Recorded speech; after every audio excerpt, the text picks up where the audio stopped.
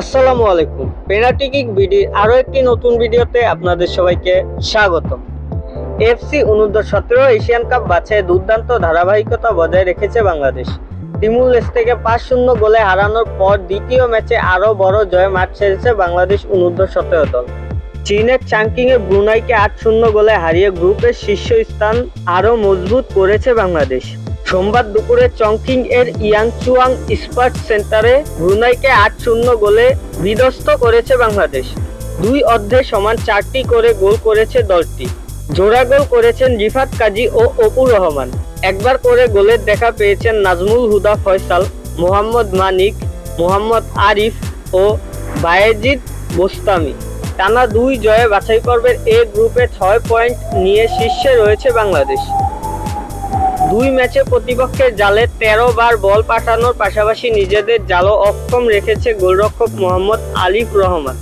ম্যাচের ১৩ মিনিটে বাম দিক থেকে ফয়সালের থ্রু পাস থেকে অপু দারুণ শটে ম্যাচের প্রথম গোল করেন।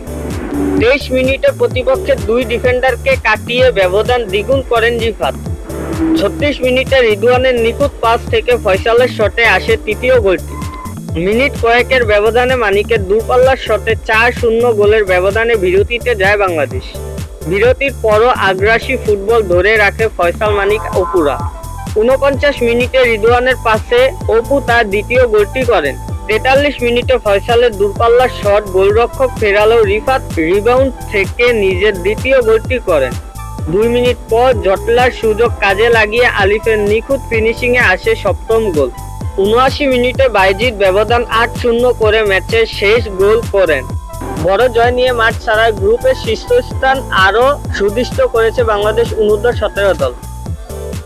বাংলাদেশের ফুটবলের সকল আপডেট পেতে সাবস্ক্রাইব করুন আমাদের চ্যানেলটি। ধন্যবাদ।